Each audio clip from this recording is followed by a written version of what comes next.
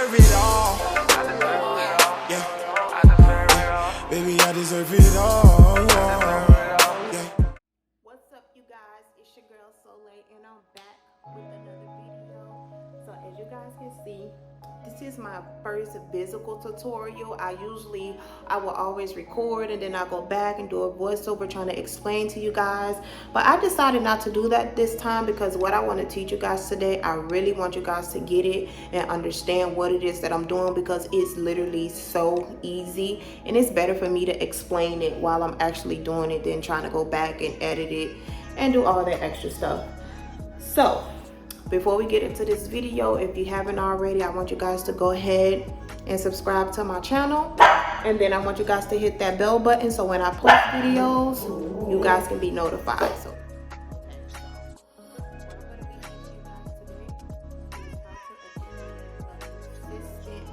braid pattern.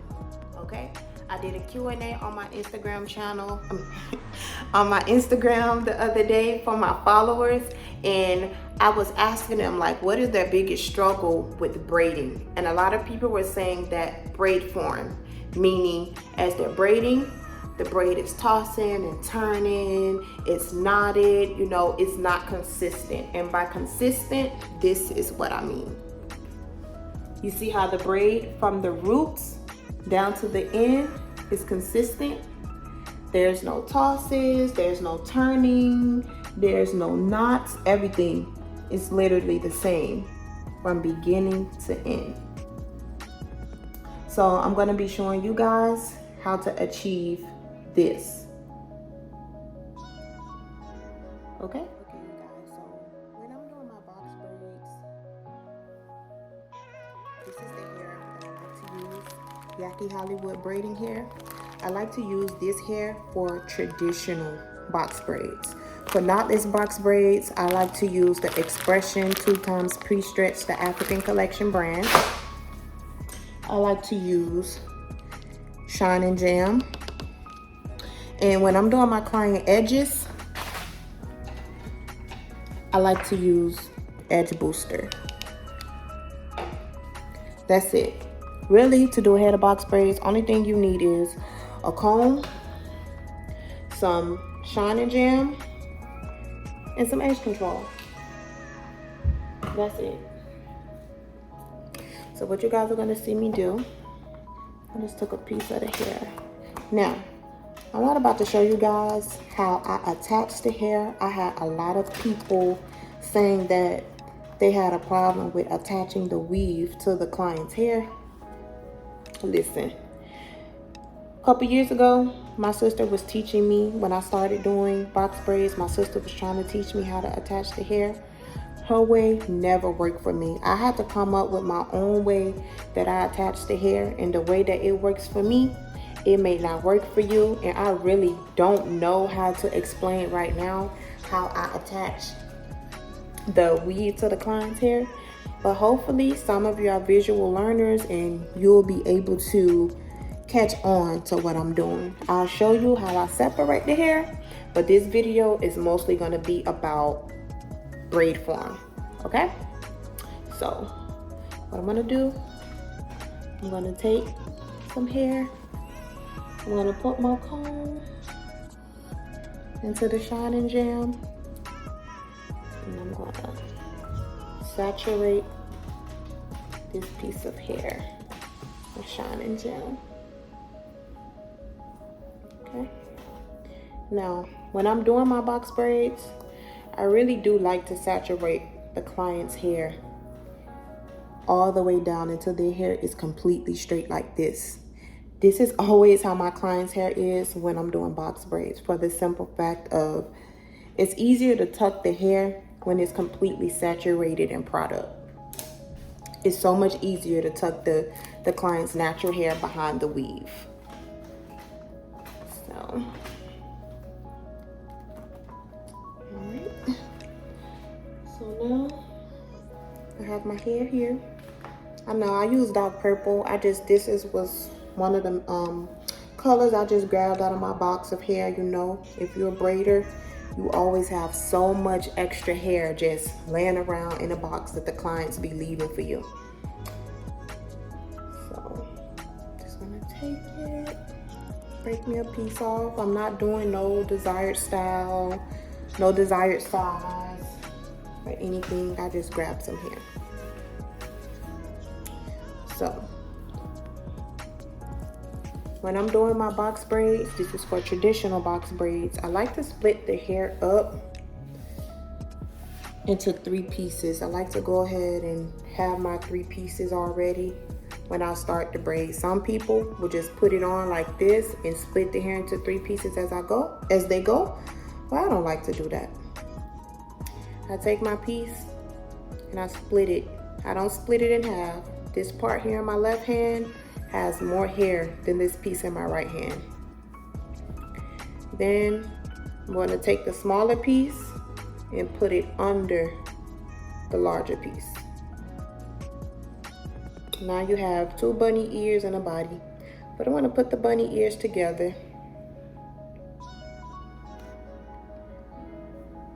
And the 2 bunny ears become 1 piece, and then you have your other 2 pieces. So now you have 3 pieces that's all the same size, because the smaller piece that I had, when you put them together, it ends up being the same size as the other 2 pieces. So I'm going to take my bunny ears and I'm going to put it between my middle finger and my ring finger.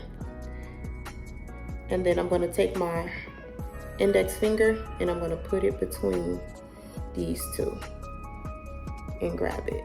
And this is how my hand posture is when I'm attaching the hair to the client's hair. So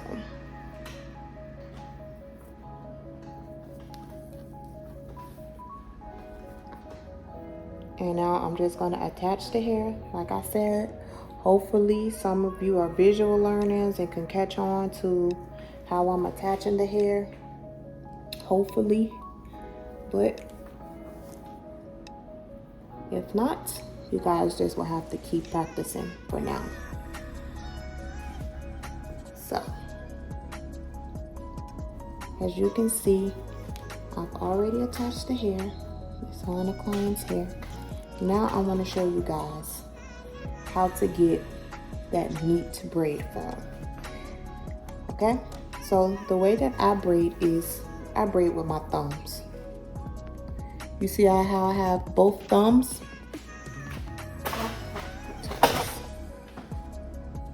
You see how I have both of my thumbs? I have my thumb right here and my thumb right here. The hair is sitting between my index finger and my thumb on both hands. So what you're about to see me do is you're about to see me take this piece that's at the top up here in my left hand. I'm going to take this piece and I'm going to put it over my index finger in my right hand. Okay? Then I'm going to take this piece right here. I'm going to put it over my index finger in my left hand and I'm going to grab it with my middle finger. You see how the hair is in between my index finger and my middle finger now? So then I'm going to take this piece in my left hand and I'm going to put it over my index finger in my right hand. Okay? I'm going to take this piece, I'm going to put it over my index finger in my left hand, and so on and so forth. When you're doing it, make sure you're putting it over your index finger and grabbing it with your middle finger to secure it. It has to be secure. If it's not secure, then you will have a loose braid. Again, I'm going to take this piece and I'm going to put it over my index finger in my left hand and grab it with my middle finger. And so on and so forth.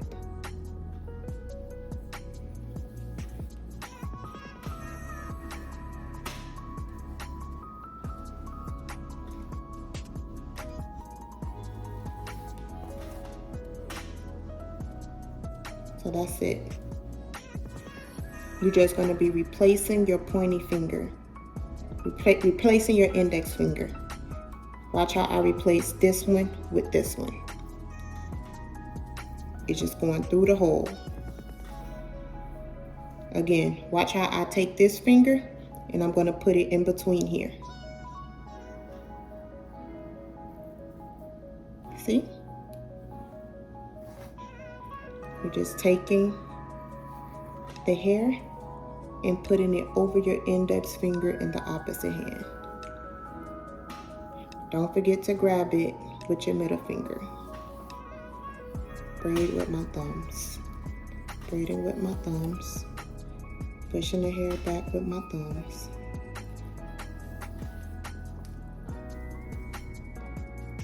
Gotta make sure it's nice and tight.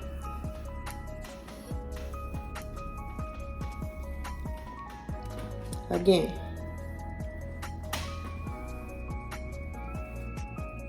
I'm going to take this string that's in my left hand. I'm going to take this string right here.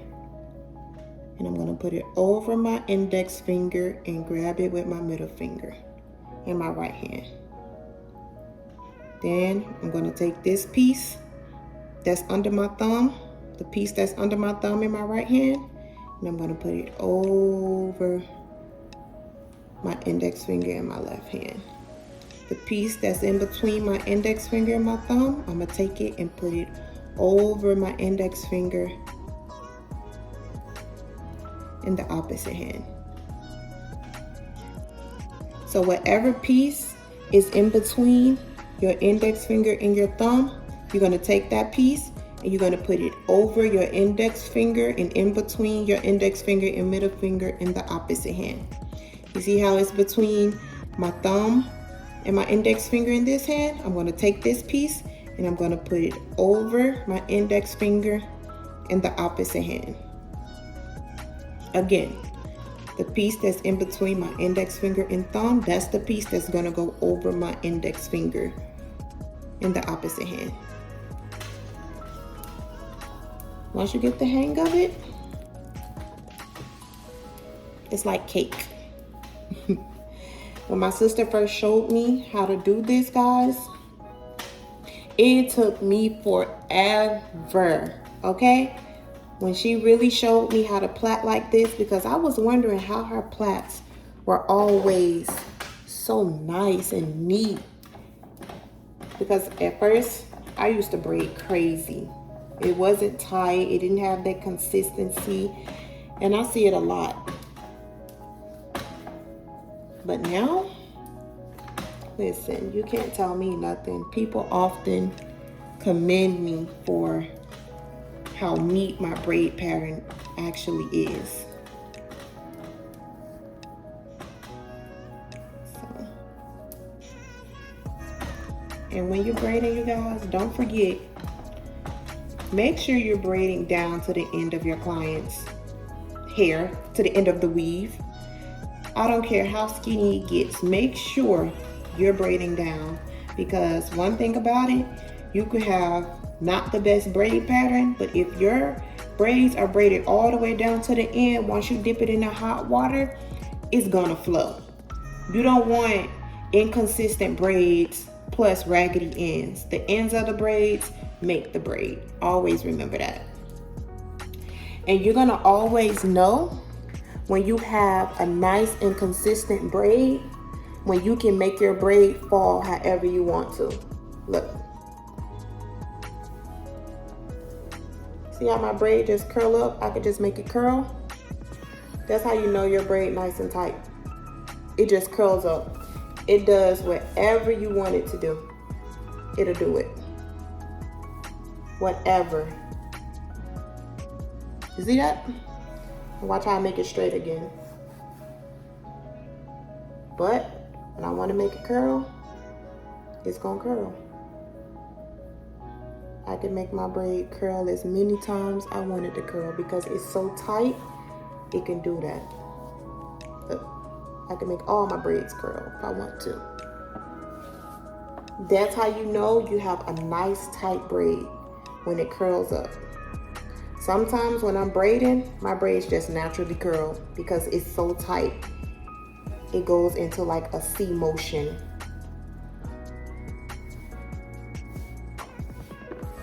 Okay.